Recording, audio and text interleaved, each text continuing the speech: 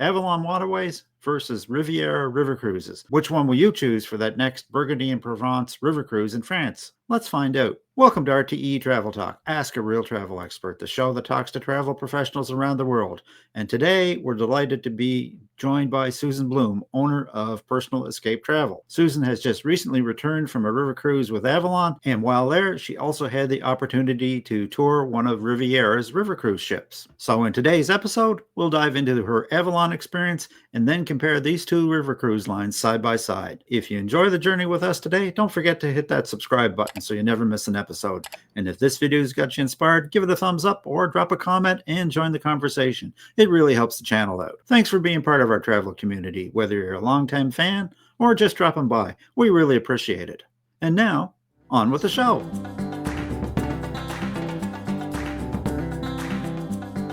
Hi, Susan. Welcome to RTE Travel Talk. Hi, Ken. It's great to see you. Thank you for having me. It's wonderful to have you, Susan. Today, we're going to talk about one of my favorite river cruise lines, Avalon Waterways, which I understand you've just recently returned from. But we've also got another river cruise line, which I don't know a whole lot about, but I'm very anxious to learn about because I understand that you spent some time with them, and that's Riviera. I thought today we could get started with that. How does that sound? That sounds great. Perfect. So where do we start, Susan? Do you want to give us a quick overview of your recent trip with Avalon? I just got back from the Avalon Poetry 2. Mm-hmm. We went to Burgundy and Provence and we did a 2-night pre-stay in Nice. Avalon did an absolutely amazing job. They picked us up from the airport. They made sure everything ran smoothly.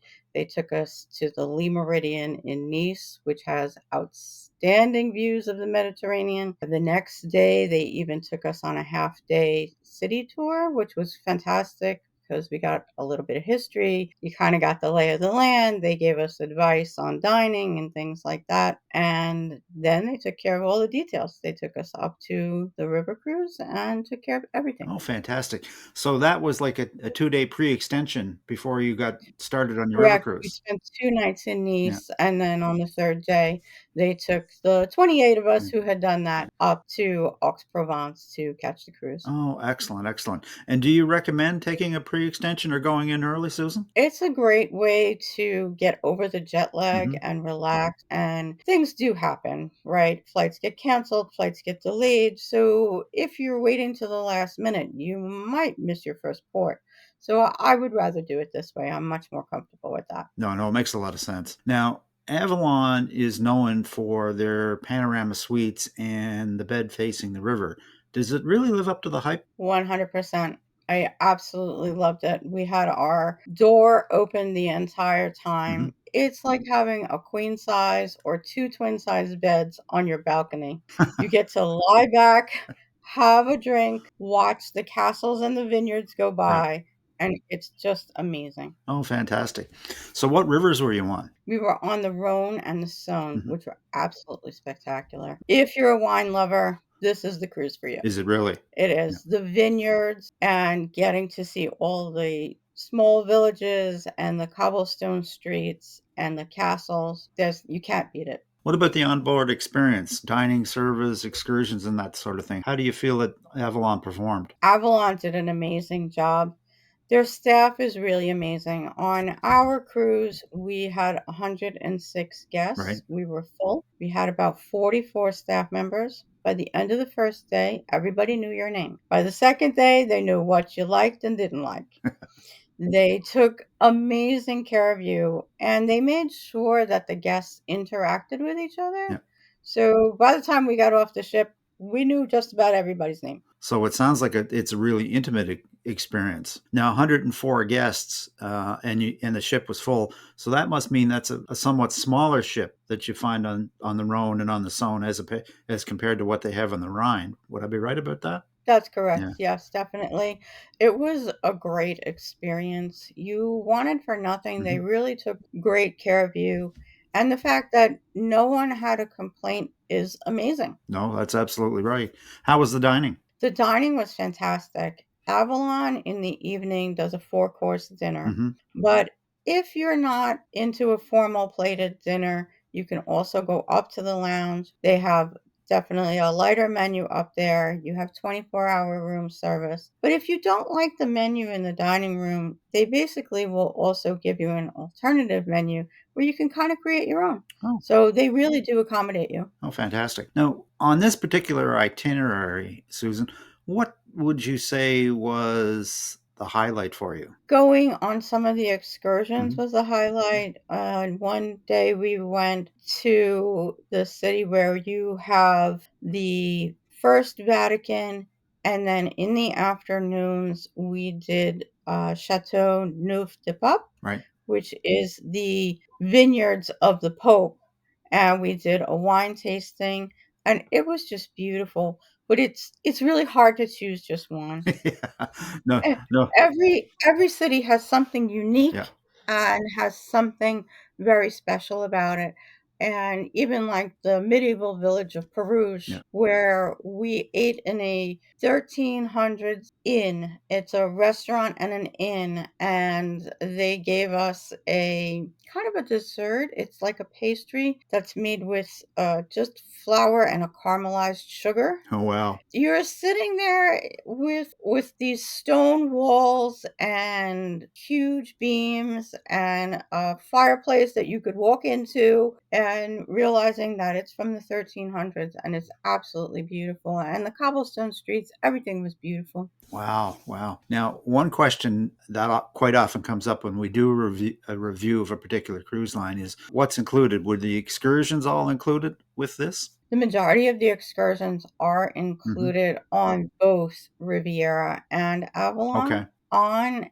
Avalon, though, you have 3 categories of excursions. okay, You have your classic, you have your active, and you have your discovery. hmm, So discovery would be things like when we were in the towns where Cezanne and Van Gogh were, they had painting classes. okay, Your classic is generally a city tour or a town tour or the highlights. So we did get to see the original Vatican. right, On the active tours, you have all kinds of activities. So you'd have hiking and biking and kayaking. They did kayaking in Avignon underneath the bridges, which was absolutely beautiful.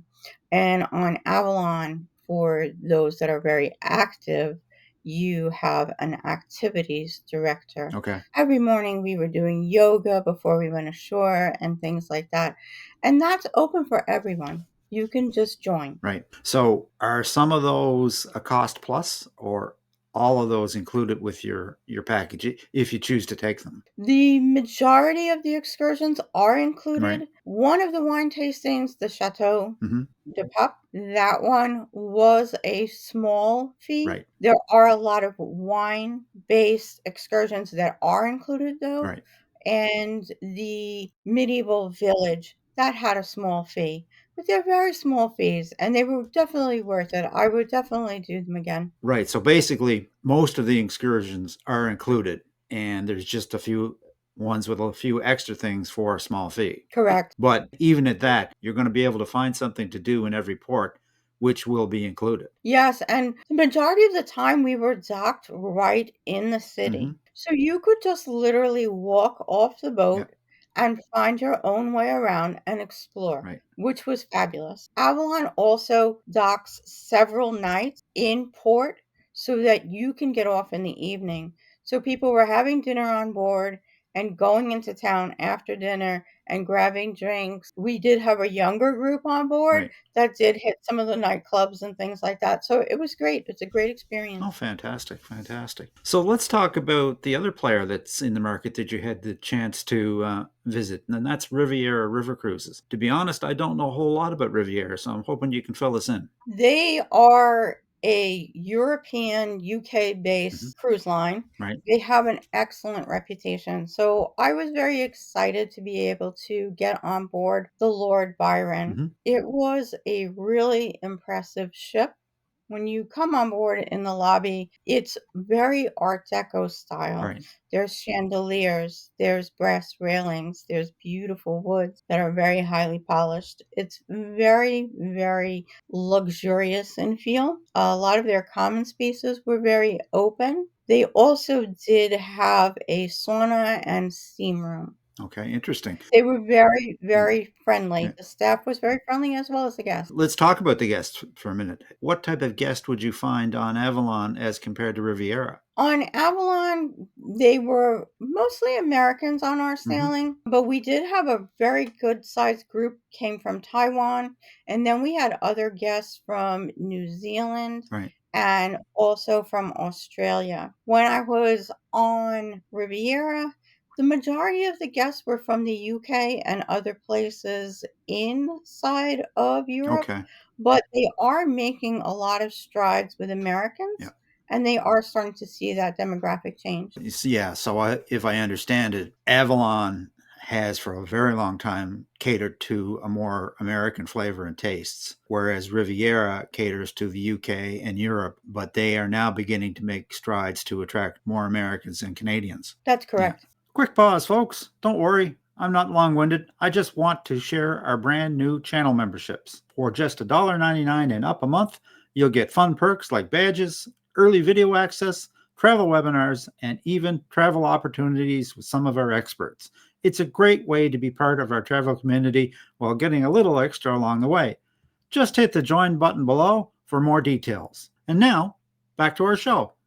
In terms of price point, did you have a chance to look at how the two of them may compare? Are they roughly on the same price, or is one a little bit more than the other when comparing similar itineraries? When you compare similar itineraries, they are very Hmm. similar. Avalon is slightly higher, but you do get more excursions and more options on Avalon. That may change very soon. I just found out from my sales rep today on Riviera that they're doing something very unique for the river cruise industry. Okay. They have built a ship that is going to cater to only solo travelers, Oh, really? and they will have 50 sailings next year, and there's going to be some very interesting changes in the entire market. Wow, now that's interesting because you and I both know, especially when you get to my age, Susan, that there's a lot of solo travelers out there. And quite often it becomes a bit of an impediment to travel because you wind up paying a single supplement or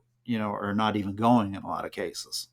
So that's interesting. And both cruise lines run a ton of Yeah, promotions and special yeah, offers and things like that. Your guests are more than free to reach out to Personal Escape Travel, yeah, and we'll find the best value for them. yeah. No, exactly.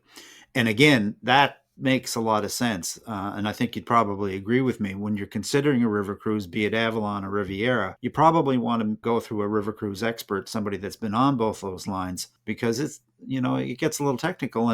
And at the end of the day, this is not an inexpensive vacation. So you want to get the most bang for your investment. Sure. So how about the staterooms? Did you have a look at the staterooms in on the Lord Byron as compared to Avalon's? Yes, they're very Hmm. nice. They are definitely a little bit Right. smaller than Avalon, and they do not have the panoramic view that Avalon has. Hmm. They do have very large bathrooms. It's just that the finishes are not as high end. On Avalon, you also have high-end toiletries like Leoctane. Those are the kind of minor differences. Now, the Lord Byron also, in terms of little things, has a little room in the back of the ship that has beautiful windows. It's very nicely done like a little French bistro, and it's their charcuterie room. So that's something that's very cute and unique, and they serve a charcuterie menu all day long.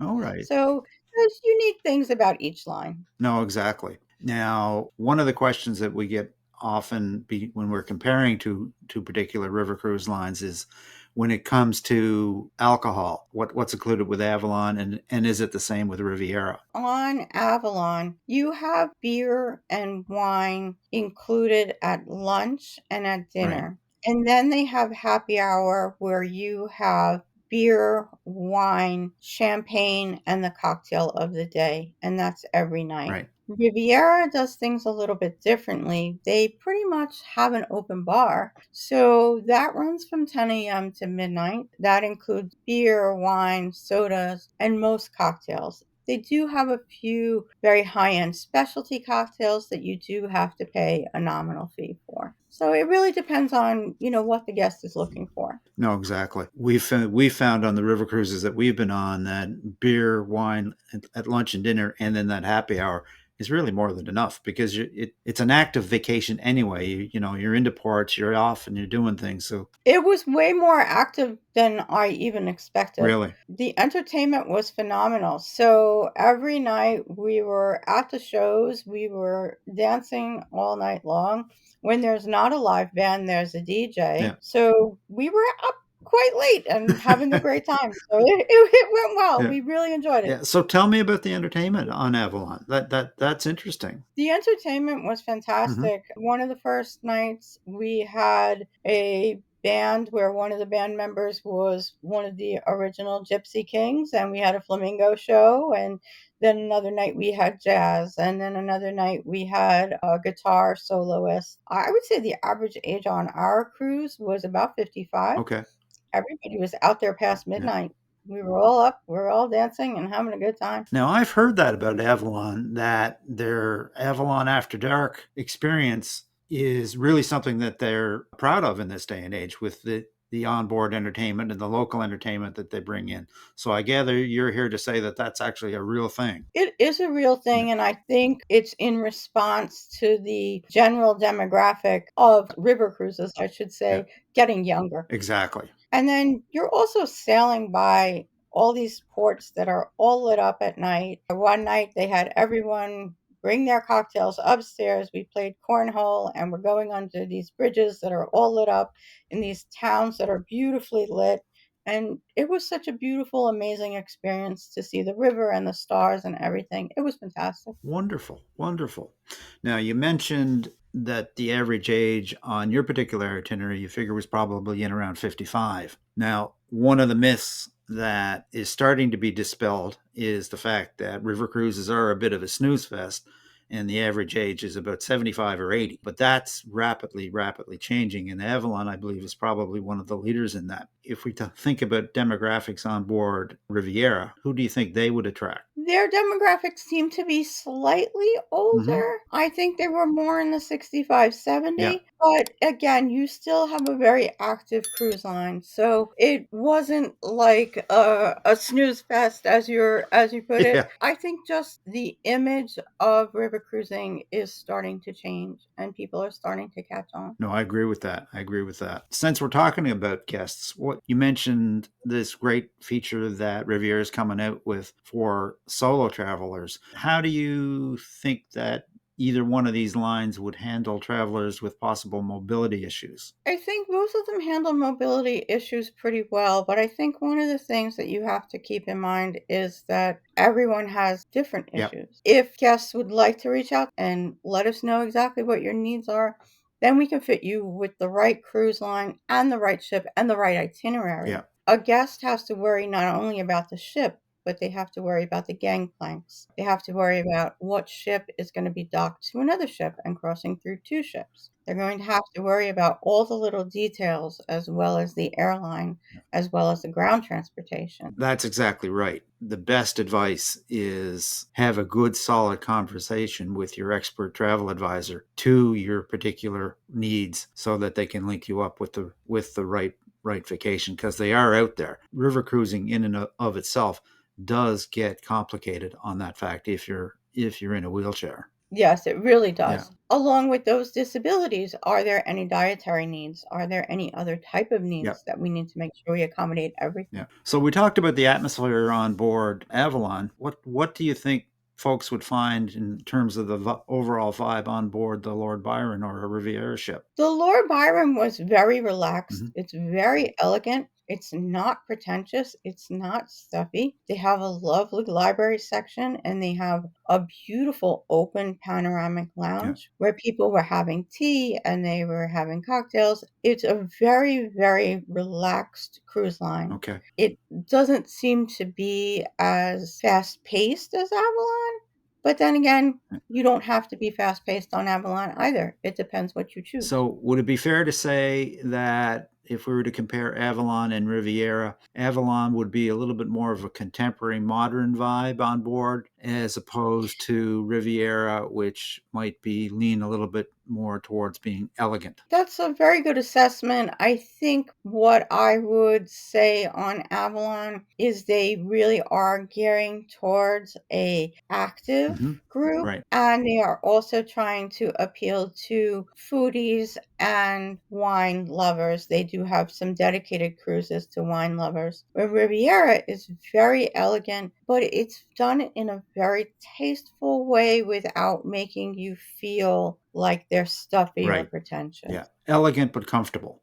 So if a client was to come to you and said, I'm trying to decide between Avalon and Riviera, what would you say is the biggest difference that might help them choose? It really depends on the experience that the guest wants. Do they want to have more excursion choices, or are they looking for something more relaxed and going to stay on board and enjoy Riviera's open bar? So it really depends on the guest. Right. I encourage them to reach out to us so we can find what fits them best. Makes total sense. Well, Susan, this has been great. Is there any other final words of advice that you might offer before we wrap up for today? One of the things our cruise director said to us, and especially if you've never traveled in Europe before, you are free to pee, but your pee is not free.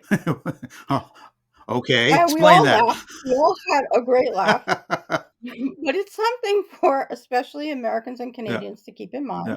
Toilets are not free in Europe. Okay. And restaurants will not allow you to use their bathrooms. You should always keep a little bit of change with you to make sure you can use a bathroom. So that's why the pee is not free, That's a really good tip. especially if you've never been to Europe before. I would expect. Well, Susan, this has been a really helpful insight. Thank you so much for sharing your Avalon experience and giving us a real world comparison with Riviera River Cruises. It's been a real pleasure having you. And for those watching who may want to reach out, Susan, what's the best way to get in touch with you about a possible Avalon or Riviera River Cruise? Well, you can reach us via our website, which is Personal Escape Travel, or you can give us a call, 516-352-5402, or you can also email us, and it's S like Susan, Blume, Blume, at personalescapetravel.com. Perfect. I'll leave that contact information in the description for those folks that might like to reach out. But as always, Susan, since I like to live vicariously through all the travels of all the wonderful people I get to meet on this show, I have to know where you're off to next. What's next on your travel to-do list? Well, Ken, as you know, I've been a sandals and beaches specialist for about 2 decades. So I am excited to be going back to beaches, Turks and Caicos the end of next month. I'm going to get a tour of the expansion, and I'm super excited. That'll be my 4th trip. I absolutely love the resort, and I can't wait to see it. I love Turks and Caicos. It's one of my favorite islands in the Caribbean. That sounds amazing.